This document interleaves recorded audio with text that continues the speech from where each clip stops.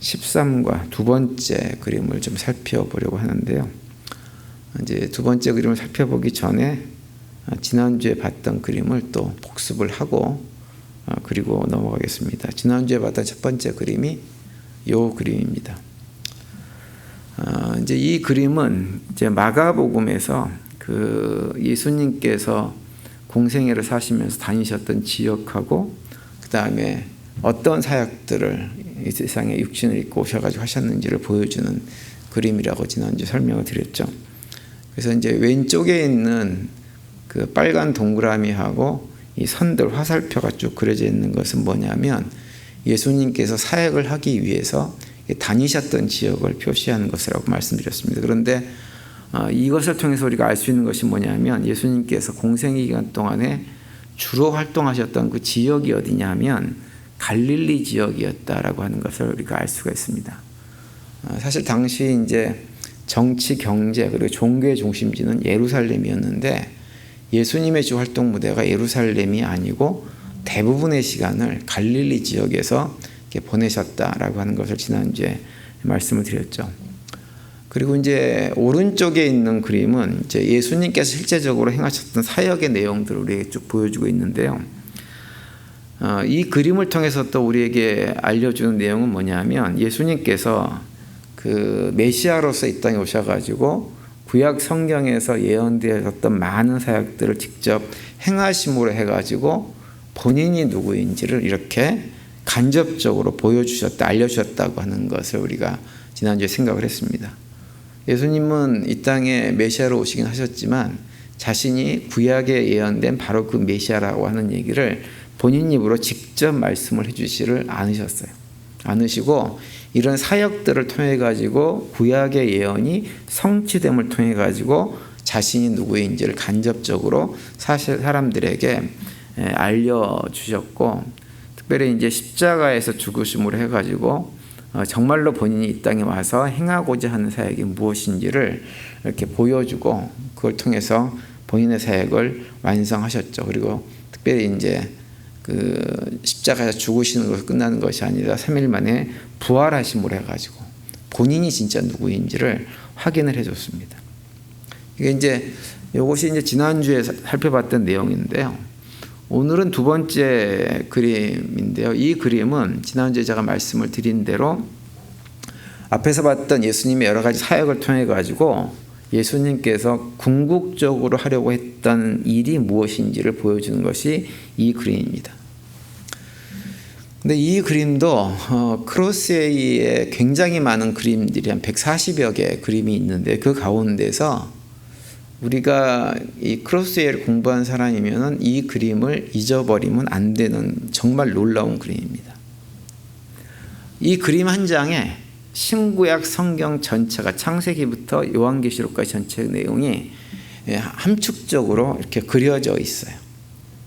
그래서 성경에 기록된 하나님의 구원의 역사가 처음에 어떻게 시작되었고 마침내 어떻게 완성될 것이냐라고 하는 것을 정확하게 보여주는 그림이 이 그림입니다. 그래서 제가 크로스의 그림 중에서 이제 우리가 예전에 봤던 그림 중에 어떤 그림이 있었냐면 우리가 믿음의 공동체로 예수님의 모습을 바라보면서 성도들이 손을 잡고 이렇게 예수님께서 이 땅에 섬김의 종으로 오셨던 모습을 보면서 한 공동체를 이뤄나가는 그림, 굉장히 중요한 그림이라고 했었는데요. 그 그림과 더불어서 크로스에서 굉장히 중요한 그림 하나가 바로 이 그림입니다. 우리가 이 그림을 잘 기억하고 있어야 되는데요. 이 그림을 보시면 이제 그림이 상중하 세 개의 그림으로 나누어져 있습니다. 이 세 개의 그림을 통해 가지고 무엇을 우리에게 보여주냐면 하나님의 창조와 구원의 역사를 우리에게 보여주고 있는 거예요. 그런데 우리가 이제 이 세 개의 그림 가운데 위에 있는 그림하고 가운데 있는 그림은 이미 앞에서 다 한번 살펴봤던 내용인데 앞에서 살펴봤어도 별로 소용이 없죠. 왜 그래요? 자꾸 잊어버리거든. 그래서 다시 한번 복습하는 차원에서 오늘 저녁에 또 한 번 설명을 또 드립니다. 첫 번째 그림은 이제 이 그림인데요. 이 그림은 창세기에 기록된 창조로부터 시작해가지고 이제 출애굽의 모든 과정들을 우리에게 보여주는 첫 번째 창조와 첫 번째 출애굽을 보여주는 그림이 이 그림입니다. 그래서 이제 왼쪽에 있는 그림은 이제 하나님께서 권능의 손으로, 이 손은 권능을 상징합니다. 그래서 하나님께서 하나님의 권능으로 세상을 창조하셨다고 하는 것을 보여주죠. 근데 하나님께서 세상을 어떻게 창조하셨느냐? 창세기 1장에 있는 대로 보시기에 좋았더라. 하나님 보시기에 좋게, 선하게, 아름답게 창조를 해가지고 그 창조한 것을 어떻게 했어요? 우리 인간들에게 맡겨주셨어요. 잘 보살피고 관리하라고. 그런데 그런 책임을 맡은 인간이 어떻게 했냐면 어떻게 했어요? 사단의 미혹을 받아가지고 본인들이 피조물로서 하나님께서 맡겨주신 피조물을 관리할 생각은 안 하고 어떻게 했어요? 스스로 하나님처럼 되려고 하나님의 명령을 거역하면서 타락하게 되었습니다. 그런데 이제 창세기 얘기는 그렇게 타락했던, 에덴 동산에 타락했던 인간이 점점 타락이 깊어지고 넓어져서 나중에 전 우주로 확대되었다라고 하는 것을 보여주죠. 그래서 결국 하나님께서 어떻게 하시냐면 그 타락한 인간들을 홍수로 심판하십니다. 근데 심판을 한 이후에도 인간의 타락이 멈추지를 않죠. 어디까지 가냐면 바벨탑을 세워가지고 하나님을 공개적으로 대적하는 자리까지, 그러니까 타락의 극단을 보여주게 되어집니다. 그래서 결국 하나님께서 인간들이 언어가 하나여서 통일돼서 이런 공부를 하는 것이니까 안 되겠다, 더 이상은. 그래서 인간의 언어를 혼잡하게 만들어서 탑 쌓는 일을 불가능하게 만들어 버립니다. 그리고 나서 이제 하나님께서 어떻게 하시냐면 아브라함을 선택을 하세요. 그것이 이제 창세기 11장 맨 마지막과 창세기 12장 앞부분에 나오는 내용이죠. 그래서 아브라함 선택하셔가지고 그 아브라함의 후손을 통해 가지고 죄악 가운데 살아가는 자기 백성을 구원하실 계획을 실질적이고 구체적으로 시작을 하십니다. 그 구원의 역사를 실질적으로 시작한 첫 번째 일이 무엇이냐면 바로 출애굽 사건이에요. 출애굽 사건. 그래서 첫 번째 이제 그림 오른쪽에 있는 그림이 바로 이 그림이죠. 이 출애굽 사건은 어떤 의미를 가지고 있냐면 타락한 인간이 하나님을 떠나서 죄악이 충만한 세상 속에서 살아가면서 고통당하고 신음하고 그러고 살아갈 때 그런 인간들을 하나님께서 직접 개입하셔서 구원해 내신 사건이 출애굽 사건입니다. 그래서 여기 보시면 이제 맨 그 왼쪽에 보면 하나님의 이미지가 상징이 그려져 있고 그 이미지에서 화살이 하나가 어디를 향하고 있나요? 애굽을 향하고 있잖아요. 그죠? 이건 뭐냐면 애굽에 살고 있던 하나님의 백성, 이스라엘 백성들을 하나님께서 직접 개입하셔서 그들을 구원해 내셨다고 하는 것을 보여주는 겁니다. 그런데 이제 그 애굽 지역에 뭐가 되어 있어요?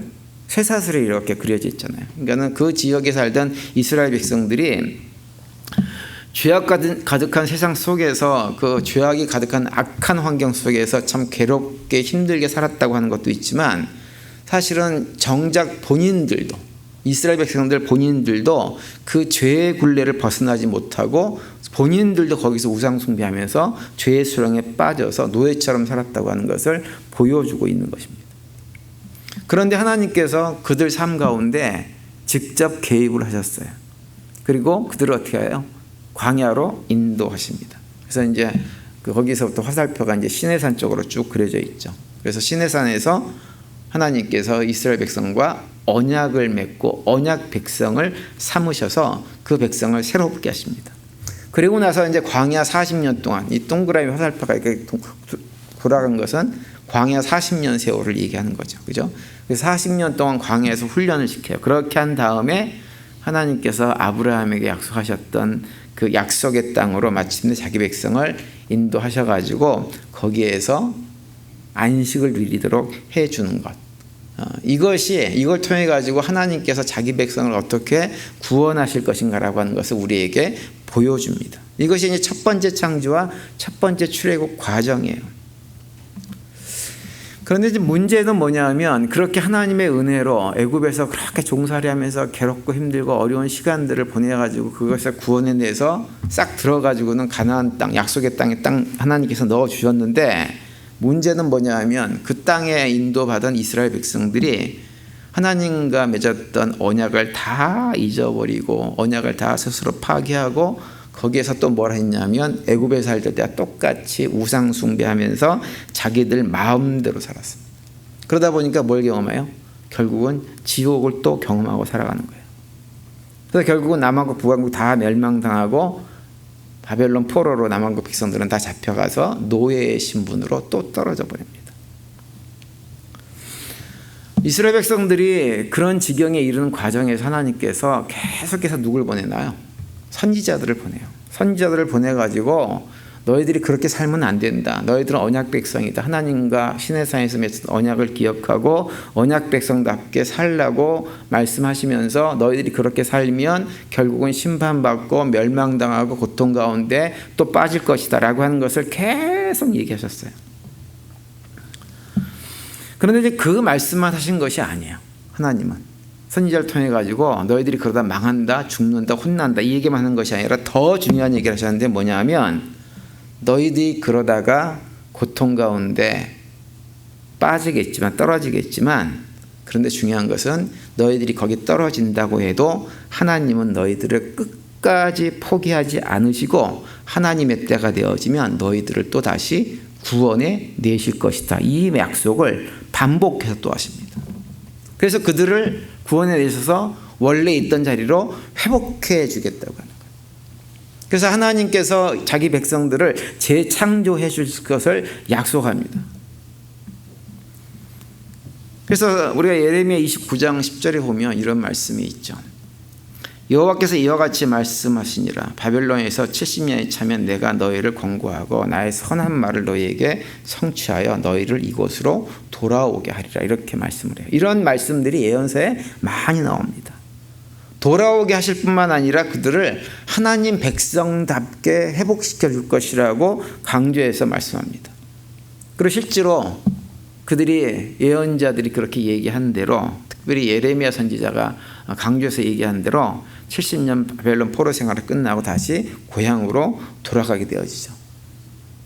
남한국 유다를 멸망시켰던 바벨론 제국은 멸망당하고 새롭게 세워진 파사 제국의 첫 번째 왕인 고레스 임금이 유대 포로들을 다 고향으로 돌아가라고 명령합니다. 그리고 그냥 돌아가는 것이 아니라 돌아가서 무너졌던 예루살렘 성벽과 성전을 중건하라. 이렇게까지 명령을 받고 돌아가게 되었습니다. 그래서 포로로 잡혀갔던 이스라엘 백성들이 하나님께서 선지자들을 통해서 반복해서 말씀하셨던 그것을 실질적으로 경험을 하게 되어져요. 실질적으로.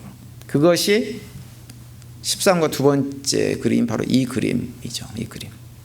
그래서 이 그림에 보시면 맨 오른쪽에 뭐가 그려져 있냐면 바벨론이 그려져 있고 거기에 쇠사들이 쭉 되어져 있죠. 이거는 우리가 애굽에서의 상황과 똑같다고 하는 거예요. 똑같이 바벨론 포로로 잡혀가서 노예 생활하고 고통과 신음 속에 살았음을 보여줍니다. 그런데 이제 거기 위에 보시면 그림 보시면 그 바벨론 그 부분에 요 내용이 있죠. 요 내용. 요 내용은 뭐냐면 지난주에 이렇게 봤는데요. 이게 파도하고 이렇게 부채 같은 모양, 물과 부채 같은 모양인데 이것은 뭘 지난주에 상징한다고 그랬냐면 하나님의 권능을 상징한다고 그랬어요. 하나님께서 하나님의 권능으로, 그러니까 바다를 잔잔하게 만드시는 하나님의 권능으로 어떻게 하셨냐면 바벨론에서 포로로 살고 있던 이스라엘 백성들을 다시 그들을 인도하셨다고 하는 거예요. 그래서 전체 그림 다시 보시면 이 그림 보면 바벨론으로부터 다시 그 유대 땅 고향으로 옮겨지는 화살표가 쭉 그려져 있는데 그 위에 뭐가 그려져 있어요? 왕이신 하나님의 이미지가 그려져 있죠. 이건 뭐냐면 실제로 이스라엘 백성들을 현실적으로는 고레스 임금의 칙령에 의해서 그들이 본래 자기의 고향으로 돌아가게 됐지만 사실은 그 일을 실질적으로 하신 분은 누구라고 하는 거예요? 하나님이 하셨다고 하는 거예요. 그걸 강조하는 겁니다. 그래서 우리가 이제 11과 공부할 때 살펴본 이사야 43장 19절과 20절을 보면 이런 내용이 나오죠. 아니 나군요.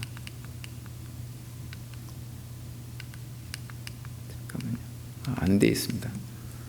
네. 거기 보면 이렇게 말씀이 돼 있어요. 보라 내가 새 일을 행하리니 이제 나타날 것이라 너희가 그것을 알지 못하겠느냐. 반드시 내가 광야의 길을 사막의 강을 내리니 장차 들짐승 곧 승냥이와 타조 나를 존경할 것은 내가 광야의 물을 사막의 강들을 내어 내 백성 내가 택한 자에게 마시게 할 것입니다. 이렇게 말씀을 합니다. 여기 아닌데 여기 아닙니다. 예. 그렇죠. 예. 이사야 43장에 이런 내용이 있는데 요 그림에 보면 이사야 43장의 내용이 요 내용을 그려놓은 거예요. 요걸 이렇게 그려놓은 겁니다. 그래서 이제 이사야 43장 말씀대로 하나님께서 불기둥과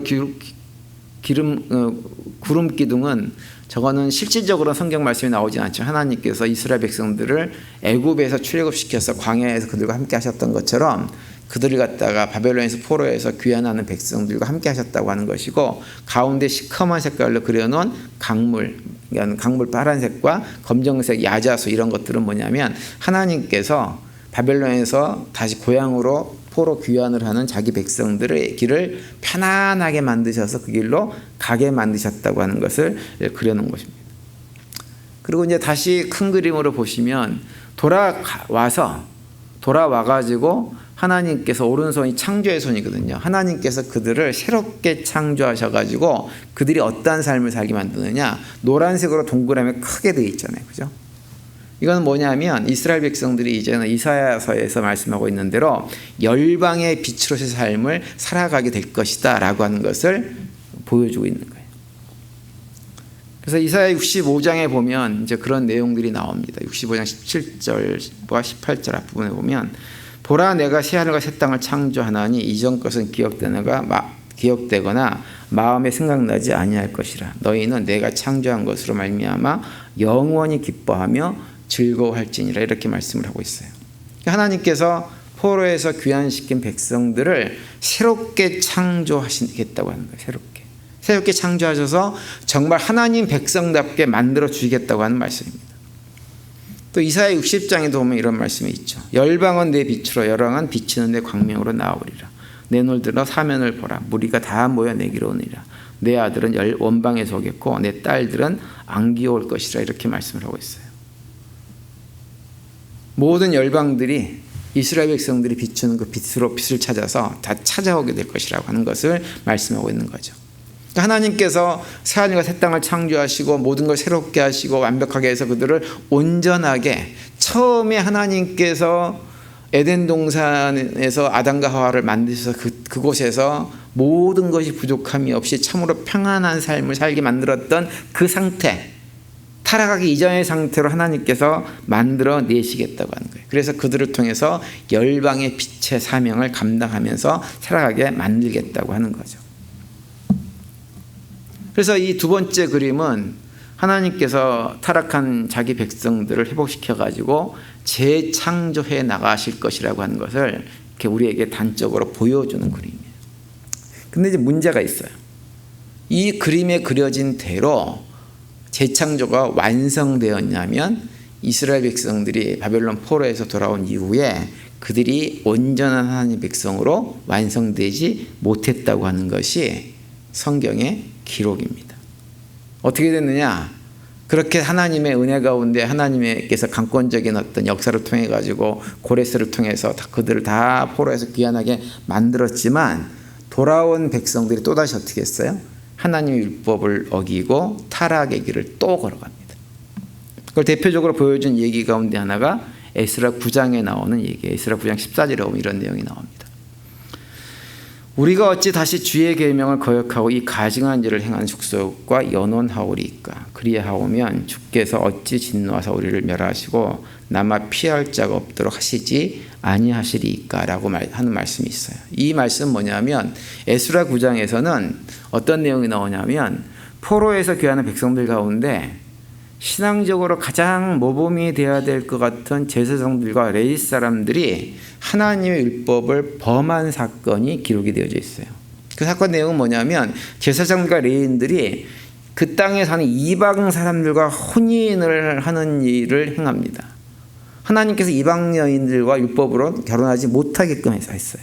그런데 이방 사람들의 딸들을 취해서 아내와 며느리로 삼는 일들을 레위인들과 제사장 그룹들이 행했다고 하는 거예요. 에스라가 그 얘기를 전해 듣고 탄식하는 내용이 이 에스라 9장 14절의 내용입니다. 그러니까 이 말씀은 우리에게 뭘 얘기해 주냐면 포로기한 이후에 이스라엘 백성들의 실체 모습이 어땠는지를 통해 가지고 우리 인간이란 존재가 어떠한 존재인지를 다시 한번 확인시켜 주는 거예요. 홍수 심판을 받아도 안 되고 출애굽하는 과정 속에서 홍해가 갈라지는 기적을 경험해도 안 되고 만나 메추라기를 얻어먹는 경험을 해도 소용없고 바벨론 포로 70년 포로 생활을 했다가 다시 돌아오는 그런 은혜를 경험을 해도 그런 은혜를 경험하고 훈련을 다 받아도 안 되는 것이 무엇이냐? 타락한 본성에 이끌려가지고 노예처럼 살아가는 우리 인간 존재라고 하는 것을 이것이 우리에게 보여줍니다. 그래서 가운데 있는 두 번째 그림은 바벨론 포로에서 귀환한 이 사건이 하나님이 만들어 가신 재창조가 완성되어지는 걸 보여주는 것이 아니라 진짜로 앞으로 완성되어질 어떤 것, 실체, 모형이라고 하는 것을 우리에게 얘기를 해주고 있는 거예요. 그냥 모형일 뿐입니다.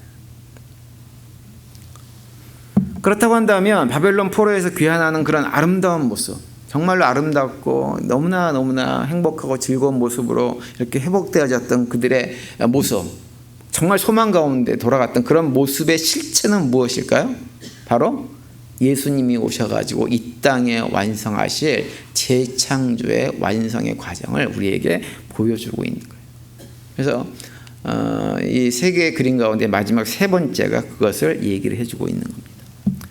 사실은 두 번째만 모형이 아니고요. 첫 번째 그림도 예수님께서 이 땅에 오셔가지고 마침내 궁극적으로 완성하실 구원과 재창조의 완성을 보여주는 하나의 모형이라고 할 수가 있는 거예요.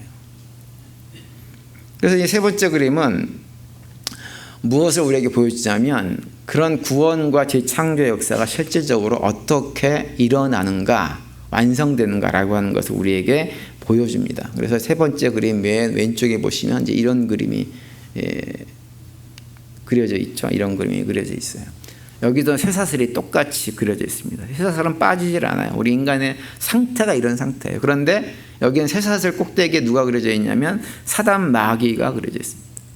사단 마귀에 붙들려 살아가는 존재들이 우리 인간이에요. 인간. 그리고 사단 마귀에 붙들려 살아가다 보니까 그 가운데 뭐가 있어요? 해골이 있어요. 해골. 뭐냐면 우리 삶이 죽음으로 내달리는 삶을 산다고 하는 거예요. 그리고 이제 그 가운데 보면 그 뒤에 해골 뒤에 뭐가 있냐? 돌판이 있잖아요. 그죠? 그러니까 율법을 상징하는데 하나님 백성들이라고 해서 율법을 나름대로 지킨다고 지킵니다. 그런데 그 율법이 하나님과 전혀 관계없는 잘못된 율법을 지킴으로 자기도 망하고 남들도 망하게 하는 삶을 살아가고 있는 거예요. 사실 율법은 우리만 지키는 게 아닙니다. 세상 사람들도 다 자기 법이 있어요. 자기 법이 있어가지고 이건 이래야 되고 저건 저래야 되고 다 그러고 살아가면서 그 법을 기준으로 누군가를 판단하고 정죄하고 그러면서 삶을 스스로 지옥으로 만들어가는 것이 세상 모든 사람들입니다. 무엇이 옳다 그르다 선악과를 따먹은 인간은 맨날 하는 게 그거야. 무엇이 옳다, 이것이 옳다, 저것이 틀리다. 옳고 그름을 본인이 판단해가지고 그 기준으로 해가지고 누군가를 정죄하지 않으면 안 되는 것이 우리 인간들의 모습이에요. 그런데 그 삶이 어떻게 되느냐? 지옥과 같은 상태가 되어지고 거긴 생명이 없는 거예요. 근데 세상 사람들은 그걸 모르죠. 여전히 자신들이 그렇게 사는 게 자신들의 미래를 보장해 준다고 생각을 하면서 살아갑니다. 이번 주에 한국에서 한 인간극장이라고 하는 프로그램 혹시 보신 분 계세요? 이번 주에는 어떤 내용이냐면요. 어떤 여자분 얘기인데요. 이분이 남편이 40대 초반에 암 사기인가? 그쵸? 사기죠. 네, 사기에 걸린 남편을 식이요법으로 살려낸 여인이에요. 그래가지고 그것이 굉장히 이 TV나 이런 데 이렇게 나오고 막 이래가지고 굉장히 유명해졌습니다. 그래서 사람들이 그 여자분이 만드는 이 완전히 그 이제 건강에 좋은 음식들, 이 만드는 법에 대해 관심이 있어가지고 사람들이 그 여자분에게 와가지고 그 아내된 분에게 와가지고 그걸 많이 공부하고 배우는 이런 일들을 많이 했어요. 그래서 이분들이 나중에 어떻게 하냐면 큰 교육센터를 지어가지고요. 그 교육센터를 짓고 그리고 거기에서 사람들에게 와서 음식도 이렇게 직접 체험도 하고 거기서 쉼도 얻고 이런 센터를 만들어가지고 운영을 시작을 했어요. 근데 운영을 하고 나서요, 3년이 지나고 나서 3년 만에 그 아내가 치매가 왔습니다. 그래가지고 지금은 아무것도 못해요. 아무것도 못하고, 치매가 몇 살에 왔냐면 59세에 왔어요. 지금 아무것도 못해요. 남편하고 딸이 도와주지 않으면 아무것도 할 수 없는 그런 상태가 되어 있어요. 제가 그걸 보면서 든 생각이 뭐냐면, 참 우리 사람이란 것이 저렇다. 내가 계획한 것이, 내가 생각한 것이 천년만년 될 것처럼 생각을 합니다. 완성될 것처럼 생각을 해요. 근데 그렇지 않거든요, 우리 인생이. 너무 변수가 많은 것이 우리 인생이고요. 우리가 살아가는 환경이 너무 악하기 때문에 그 악한 환경이 나를 언제 어떻게 무너뜨리게 될지 아무도 모르는 것이 우리 삶입니다. 그런데 사람들은 뭔가 자기가 생각하고 자기가 계획하고 자기가 열심히 노력하면 자기가 생각한 대로 무엇인가가 될 것이라는 착각을 하고 살아갑니다. 그리고 자기가 만든 틀 안에 갇혀 살면서 그 틀 안으로 들어오지 않는 사람들을 다 적으로 삼고 비난하고 욕하면서 스스로 지옥 가운데 스스로 단절된 삶을 살아가 버리는 거예요. 이 그림이 우리에게 그것을 그대로 보여줍니다. 그런데 이제 하나님은 자기 백성들이 이런 상태로 살아가는 것을 용납을 안 하시는 분이세요. 가만두고 못 보시는 분이세요. 그래서 그들을 구원해 내기로 작정하세요. 구원해 내세요. 그래서 전체 그림을 다시 보시면 화살표가 이렇게 그림이 그려져 있고 가운데 이렇게 아래로 화살표가 그려져 있죠. 그래서 하나님은 그런 상태에 있는 맨 왼쪽에 있는 상태로 살아가는 우리 인간들을 구원하셔가지고 맨 오른쪽에 있는 상태로 만드시는 것이 하나님의 구원의 계획입니다. 그런데 어떻게 이렇게 만드느냐? 가운데에 있는 그림의 내용, 가운데에 있는 이 그림이, 이 그림의 내용을 믿는 사람들로 하여금 그렇게 새로운 하나님 백성으로 재창조를 해 나가시는 거예요. 그래서 여기 이제 우리가 그동안에 봤던 내용이죠. 왕관은 뭘 상징하나요? 왕이신 예수님을 의미하는 거예요. 그죠? 왕이신 예수님께서 밑에 무릎 꿇고 있는 것처럼 보이는 것은 뭐 하는 거예요? 섬기는 삶을 사는 거잖아요. 섬김을 상징하는 거죠. 그래서 왕이신 예수님께서 인간의 육신을 입고 이 땅에 오셔서 뭘 했어요? 섬기는 삶을 사셨어요. 섬기러 오셨어요. 근데 섬김이 어떤 섬김이냐? 자기 자신을 온전히 내어주어서 우리 인간들이 감당할 수 없는 우리들의 죄의 문제를 대신 감당하는 방식으로 섬겨주시기 위해서 이 땅에 오셔가지고 그 일을 어디서 하셨어요? 십자가에서 하셨어요. 십자가에서 우리를 대신해서 죽으셨어요. 그리고 죽음으로 끝난 것이 아니라 무덤에 묻히셨다가 어떻게 했어요? 3일 만에 부활하셨어요. 그래서 무덤이 열린 무덤이 되어 있는 거예요. 무덤을 열고 나오셔서 부활 승천하셔서 지금도 살아계세요. 이것이 하나님께서 우리를 구원하기 위해서 우리와 새롭게 맺은 언약의 내용이에요. 너희들이 이 사실을 믿으면, 내가 너희들을 위해서, 독생자 예수 그리스도가 너희들을 위해서 이러한 일들을 했다는 사실을 믿으면 어떻게 되는 거예요? 이제 하나님 백성으로 구원받고 하나님 백성들의 공동체가 되어주는 거예요. 그런데 이 첫 번째 그림, 앞에서 봤던 그림하고 이 가운데 있는 그림하고 사이에 뭐가 있냐면 물방울이 하나 있죠. 이 물방울은 뭘 의미할까요? 세례를 의미하는 거예요. 세례는 무엇이냐면 본래 우리가 맨 왼쪽에 있는 사단의 종으로, 노예로 사망 가운데 있었던 그런 존재였음을 고백하는 것이 세례예요. 그래서 더 이상은 내가 그런 삶을 살지 않고 그런 삶은 이제 죽이고 앞으로 어떠한 삶을 살겠느냐?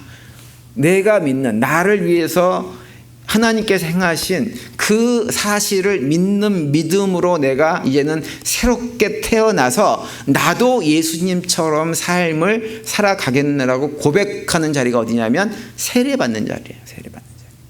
그것이 사는 길이라고 고백하는 거. 그것이 내 마음대로 내 뜻대로 내 고집대로 내가 법이 돼서 사는 것이 사는 게 아니고 이제는 나도 예수님처럼 섬김의 삶을 살아가는 것. 주님께서 나를 섬겨주셔서 나를 살리셨기 때문에 나도 그렇게 살 때 내가 진정으로 산다는 걸 고백하는 것. 그 고백을 하는 자리가 어디냐? 세례받는 자리라고 하는 거죠. 그래서 세례는 이때만 일어난 것이 아니라 세례를 상징하는 사건이 있었죠. 뭐였어요? 출애굽할 때 홍해를 건넌 사건이 세례를 상징하는 사건입니다.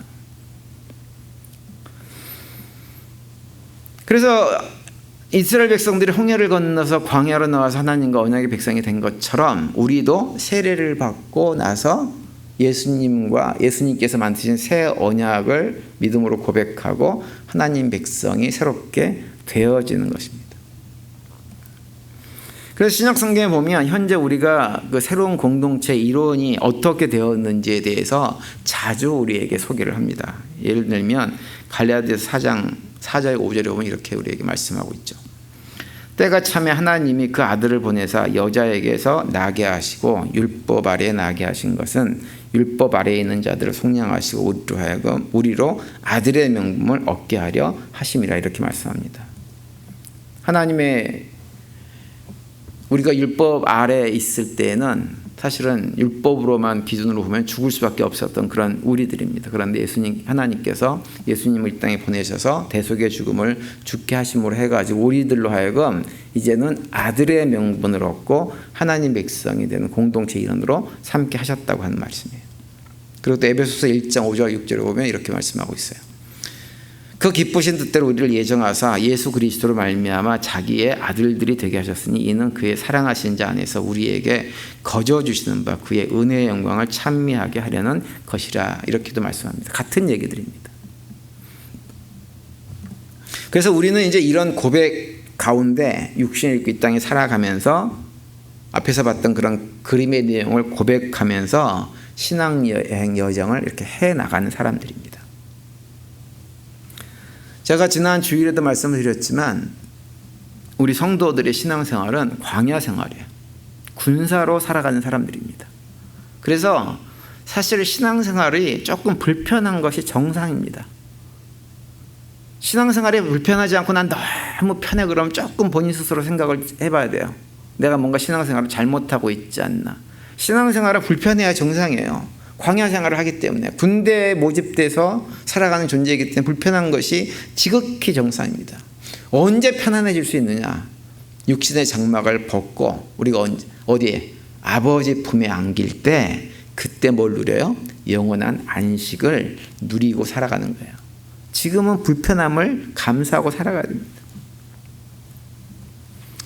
그리고 여기 그림에서 세 번째 부분 오른쪽 부분에 보시면 이것은 뭘 얘기해 주냐면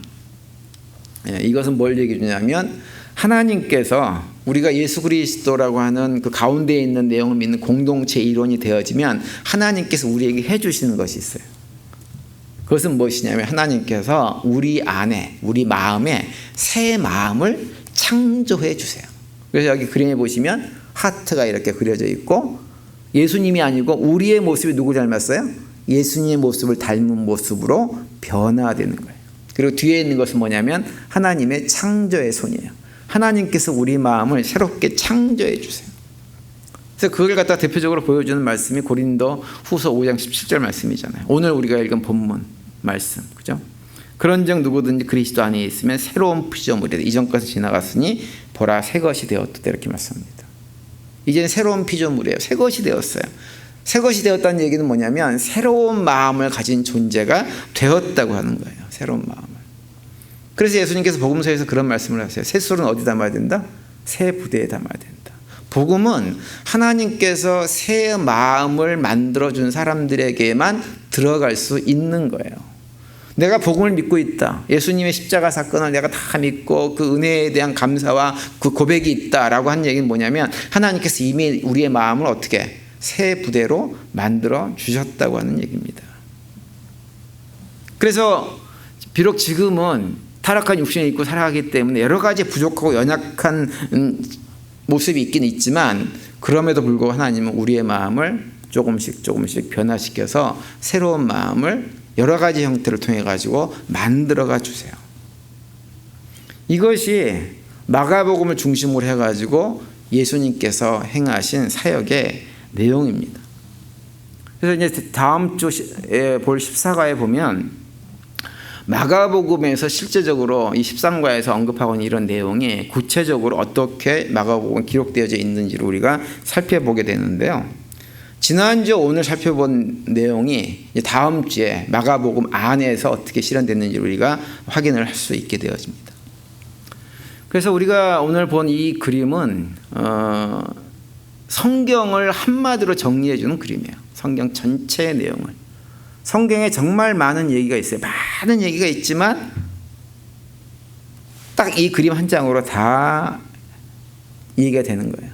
죄악 가운데 살아가는 우리 인간들을 불쌍히 여기셔서 우리를 구원하시는 하나님의 계획이 구체적으로 어떻게 완성될 것인가, 그것을 보여주고 있습니다. 결국은 뭐냐면 하나님은 우리 인간들이 무엇을 해도 변화될 것 같지 않은 그런 존재였지만 결국 하나님은 어떻게 하신다는 거야? 그럼 우리를 새 마음으로 창조하시고야 마신다고 하는 거예요. 우리는 그런 얘기 자주 합니다. 사람 변하지 않아. 사람 변하지 않아. 그 얘기 얼마나 많이 합니까? 근데 그 얘기는 세상 사람들이 하는 얘기예요. 사람 변하지 않지만 우리가 기억해야 될 것은 무엇이냐면 사람은 변하지 않지만 하나님께서 변화시키지 못할 사람은 있다 없다? 없다라고 하는 걸 기억해야 돼요. 그래서 혹시 주변에 저 인간은 정말 변하지도 않고 이래가지고 속이 상한 사람이 옆에 있으면 사람 보지 마시고요. 하나님 바라보세요. 하나님을 바라보고 하나님께서 언젠가 변화시켜줄, 새 마음을 갖게 해줄 그날을 소망하면서 그분을 위해서 기도하시기 바랍니다. 하나님에게 소망을 두고 그 남은 한 주간도 하나님께 그 소망을 두고 믿음의 길을 묵묵하게 걸어갈 수 있는 우리 모두가 되시기를 간절히 바랍니다. 그래서 하나님께서 나도 변화시키고 너다 변화시켜주고 우리 공동체도 변화시켜주는 그 손길들을 맛보고 경험하고 누리며 살아가는 우리 모두가 될 수 있게 되기를 간절히 바랍니다. 이번 한 주간도 그런 고백 가운데 믿음으로 승리하시고 또 주님께 주신 평강이 넘치는 남은 한 주간이 되시기를 간절히 축원드립니다.